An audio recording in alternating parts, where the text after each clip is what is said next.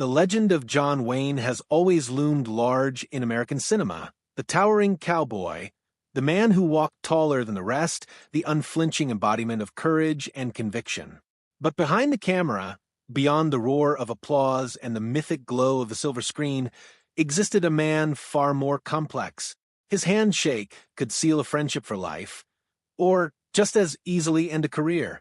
Because when John Wayne decided he hated someone, that hatred burned slow, deep, and absolute.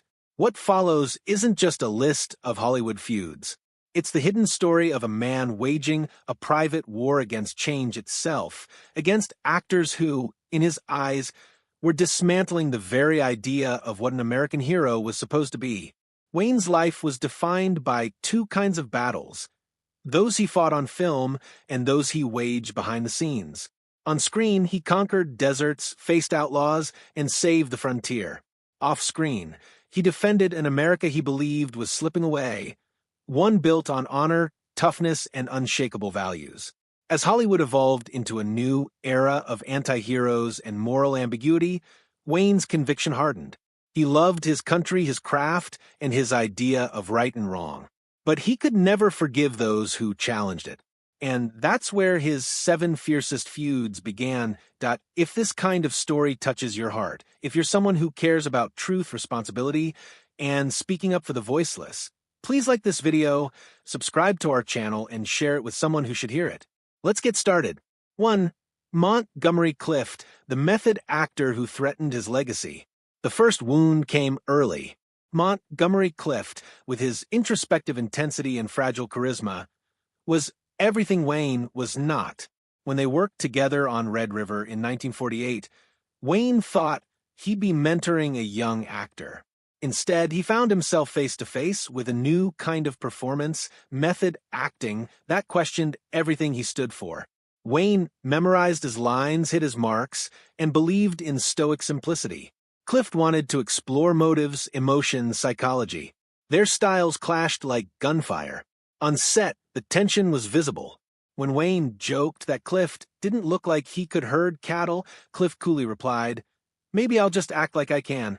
Isn't that what we're supposed to do?" From that moment, the air between them turned electric.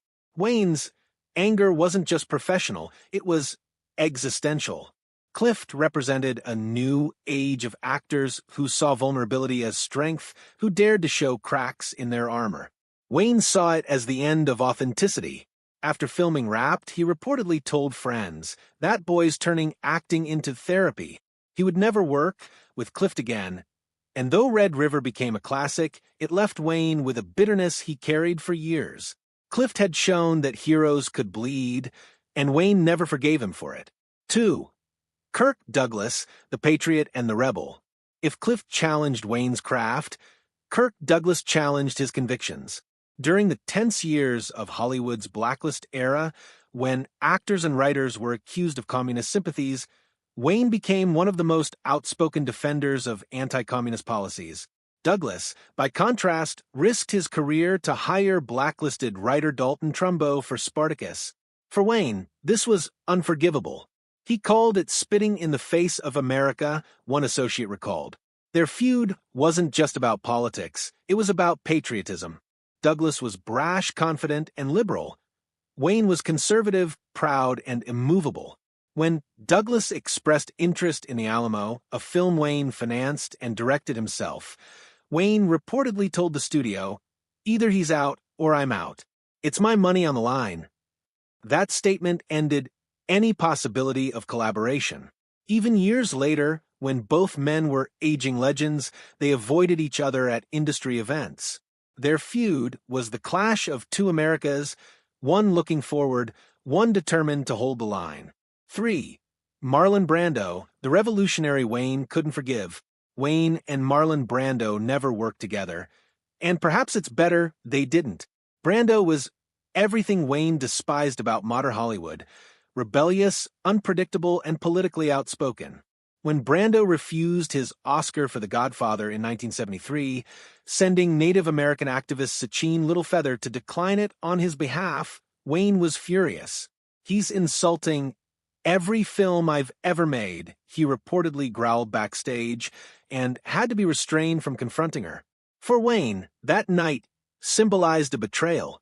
Brando's act of protest felt like an attack on the Western itself, the very genre that had made Wayne a star.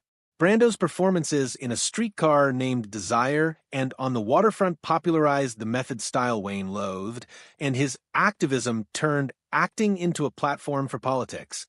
To Wayne, it was grandstanding. To Brando, it was conscience. They were opposites by nature, the old lion and the young rebel, and both knew there was no middle ground between them. Each represented a vision of America the other could not tolerate. For Clark Gable, the rival who cast a long shadow. Before John Wayne was the Duke, there was another king in Hollywood, Clark Gable. Gable's charisma and command of the screen made him the man every young actor wanted to be. Wayne admired him at first until envy began to take root. During the 1930s, Gable's star burned brighter, while Wayne was stuck in low-budget westerns. When Gable enlisted in World War II and flew combat missions, Wayne stayed home, a decision he later regretted deeply. The comparison haunted him. Friends said Wayne's guilt over not serving never left him, and Gable became the living reminder of it. When Gable's war service was praised in press, Wayne grew more resentful. By the time both men were considered for Magambo in 1953, Wayne reportedly told director John Ford, "It's him or me." Ford chose Gable, and Wayne never forgot it. Yet, when Gable died in 1960, Wayne quietly attended the funeral, standing alone in the back. For all their rivalry, Wayne respected Gable's courage, even if it exposed his own insecurities.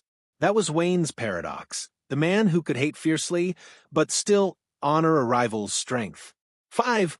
Gene Hackman, the new Hollywood threat. By the early 1970s, Wayne was a living monument, and Gene Hackman was the face of everything new. Hackman's gritty realism in The French Connection and The Conversation stripped away the mythic heroism Wayne built his career on. Audiences wanted flawed, complicated characters, not invincible cowboys. When Wayne saw The French Connection, he reportedly walked out halfway through, muttering, "If that's a hero, then I'm done with heroes." The two almost collided during pre-production for The Train Robbers, 1973. Hackman was being considered for a supporting role, but Wayne personally intervened. "Either he's out or I'm out," he told the producers. Hackman was dropped. What made the feud so significant was its symbolism. The torch was being passed to a new generation of actors, and Wayne refused to let go. Hackman wasn't just another performer. He represented the end of Wayne's world, where good and evil were clear, and courage didn't come with moral disclaimers. 6. Robert Duvall, the authentic rival. Robert Duvall was another threat, but of a different kind. Where Hackman represented realism, Duvall embodied authenticity. He didn't just act like a cowboy, he lived like one. When Duvall was considered for True Grit alongside Wayne, reports say Wayne vetoed him personally. Duvall's immersive preparation, living among real Texas Rangers, annoyed him. "We're making a movie, not a documentary," Wayne snapped. Duvall, unbothered, went on to redefine the Western with Lonesome Dove 2 decades later, portraying a frontier man with quiet realism that critics hailed as the most authentic in film history. Duvall later said Wayne played the same character his whole career, wearing the same hat. A jab that cut deep even years after Wayne's death. Their feud, though one-sided, captured a generational shift from myth to man. Wayne built legends, Duvall built truth. And though Wayne dismissed it as showing off, deep down he knew that the kind of performance Duvall delivered was the future, one he couldn't join. 7. Clint Eastwood, the successor Wayne couldn't accept. Finally, there was Clint Eastwood, the man destined to inherit Wayne's throne. Wayne should have been proud, but instead he was furious. Eastwood's spaghetti westerns, A Fistful of Dollars, for a few dollars more, the good, the bad, and the ugly, turned the Western inside out. His characters were morally gray, ruthless, and silent, where Wayne's were righteous and loud. After seeing Eastwood's films, Wayne wrote him a scathing letter condemning the cheap cynicism that, in his words, destroyed the dignity of the Western hero. Eastwood, ever respectful, sent Wayne the script for High Plains Drifter, hoping to collaborate. Wayne returned it with a note: "You're making the West look like a place of corruption and cowardice. I won't be part of that." To Wayne, Eastwood's films betrayed the code he'd lived by. To Eastwood, they revealed a truth Wayne had ignored: that heroism was complicated, that justice had shadows. Their feud became symbolic, the passing of an era from certainty to doubt, from myth to realism. Ironically, when Eastwood later made Unforgiven in 1992, it was hailed as both a tribute and a deconstruction of Wayne's entire career. The very man Wayne rejected carried his legacy forward and transformed it. The legacy of a legend's feuds. As the years went by, the fire behind Wayne's feuds faded, but their meaning grew clearer. His anger toward Clift, Brando, Hackman, and Eastwood wasn't just personal, it was a war against time.